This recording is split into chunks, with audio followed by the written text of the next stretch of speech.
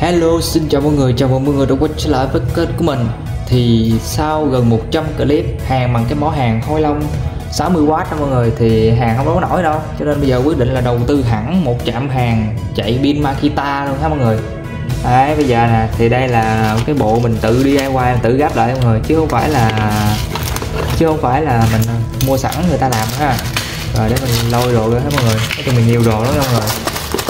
Thì sẵn đây mình đưa cho mọi người có cái giá luôn ha. Mặt sau còn bill đây nè, đâu mất tiêu ta, 429.250 đồng, V3 C245, set nguyên liệu tự làm, trong hàng C245, da nhạy chính xác gì nè, lum la là đấy. Rồi, và thì đương nhiên rồi, bộ DIY không thể nào thiếu một tờ hướng dẫn nha mọi người. Đây, quá trời chữ luôn, thì mọi người mình để đây mọi người chịu khó zoom lên đọc đó mọi người, dừng màn hình lại đọc đi ha, chứ bây giờ ngồi đây đọc chắc cái clip này dài nửa tiếng đồng hồ mọi người. Rồi vậy ha, rồi bỏ qua bên đi, cái này thì mình sẽ đọc sau. Mình coi cái này bộ này nó có gì mọi người. Đây là cái mạch của nó mọi người, C245 nè. Còn đây là cái mũi hàng của nó mọi người, mũi hàng tiết T245, để T245 mọi người chứ không phải C245 nè. Đây cái mũi hàng mới tinh luôn, nhìn rất đẹp ha. Mình dùng mũi hàng dao đó mọi người, đây mình thích mũi hàng dao, đơn giản gì thôi, đâu có gì đâu. Rồi tiếp theo cái này cái gì ta, cái vỏ mỏ hàng đó mọi người. Mình tháo ra cho mọi người xem nè, để coi nó có cái gì nhé. Rồi chỉ có mấy cái vỏ này thôi chứ đâu có cái gì đâu. Rồi tiếp theo là dây kết nối. Thì cọng dây màu đen này là cọng dây mình nối vô cái mỏ hàng nha mọi người, cái tay hàng này nè. Đấy, còn cái jack này thì mình nghĩ là nếu mà mình không có dùng cái mình không có gắn pin Makita vô đó mọi người, thì mình lấy cái này nè, mình cắm nguồn vô nó mình xài ha. Đấy, rồi thì mình dùng là pin Makita mọi người, cái cục pin mà cũng nhiều clip đó mọi người, chạy quạt hoành kỳ đó, thì tận dụng cái luôn đó mọi người, cho nên là mình mua cái bộ này gắn được cho chân Makita mọi người. Sọt vô vậy nè, sọt vô ở đây, cắm nguồn lên. Đấy, đơn giản, không có gì khó hết. Rồi cái này là cái gì ta, không biết cái gì luôn, tháo ra đi rồi biết. Cái thân chạm hàng đó mọi người. Đây cái thân này DIY nha mọi người, chạm hàng DIY nè. Đấy, đây là in 3D mọi người, in 3D nhìn rất là đẹp luôn ha, cũng khá là cứng á, chứ nó không có độ dẻo đâu nha. Này, chắc là ghim đây nè mọi người. Rồi để coi còn cái gì thế này, mình lấy cái dao để gọt mọi người coi xé gì. Một là thô, hai là nó không đứt. Đây là cái mạch của nó nha mọi người. Cái cục này cục gì ta, SW, mình không biết cái cục này là cục gì luôn mọi người, nào giờ mới thấy luôn á, nào điện nào giờ mới thấy luôn á. Kệ đi. Cái mạch này mọi người rất là đẹp luôn nha. Đấy, linh kiện mọi người thấy không, để ngay ngắn thẳng hàng, vô cùng đẹp. Con chiếc áp này cũng đặc biệt mọi người, là dặn hoài mà không thấy điểm dừng nữa mọi người. Đấy, có màn hình hiển thị nhiệt độ đàng hoàng, ngon lành chứ đâu dở đâu đâu. Rồi, và đây sẽ là phần cuối cùng của nó, nguyên cái bộ này 400 mấy, nhìn tá quả luôn ha. Dạ, để coi cái gì đây, một cái jack DC 5.5 x 2.1 để mà mình gắn cái này vô nè mọi người. Đấy, vừa luôn nè. Rồi để coi 2, 4, 6, 8 con ốc nha mọi người, để mình bắt ra nè, một cái công tắc. Công tắc này là công tắc 2 cực. Thật ra là công tắc 1 cực đúng mọi người, nhưng mà nó 2 chân thôi chứ không phải 3 cực nha. Rồi và đây là cái chân mình gắn vô cho tạo chạm hàng ha mọi người. Rồi, nhiêu đó đồ thôi mọi người. Thì chi tiết cái hàng cái này là mình sẽ để khúc sau cho mọi người xem ha. Và khúc này mình không có lồng tiếng vô đâu, cho nên là mọi người chỉ việc xem thôi mọi người. Rồi bây giờ là mình sẽ đi nghiên cứu một tí xíu rồi mình ráp ha.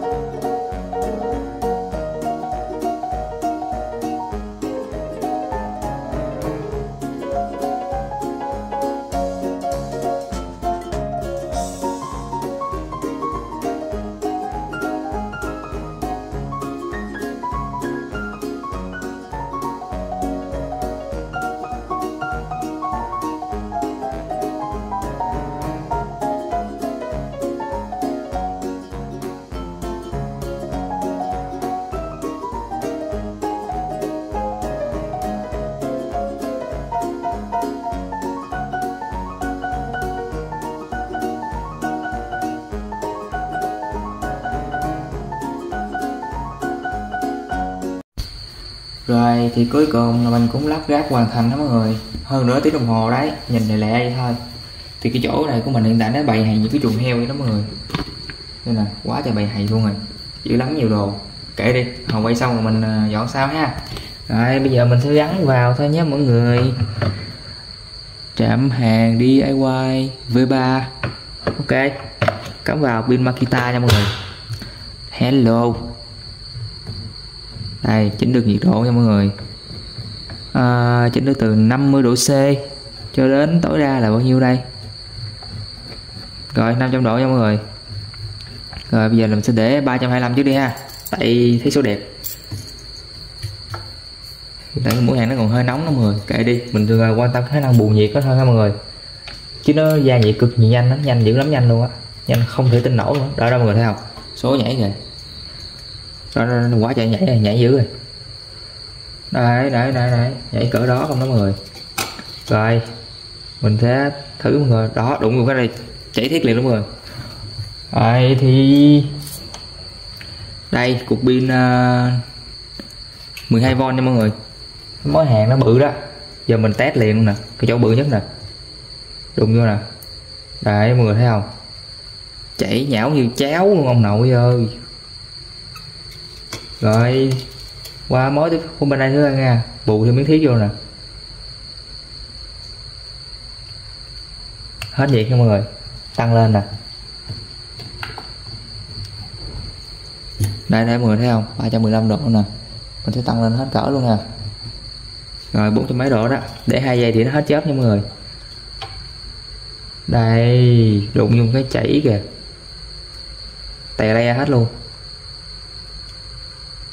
đấy quá kinh khủng. Rồi thì mọi người thấy không, dùng một cái mỏ hàng lõ, siêu lõ để tạo ra một cái mỏ hàng xịn. Đây lõ, đây xịn mà nhỏ hơn lõ mọi người, cũng có hiểu ha.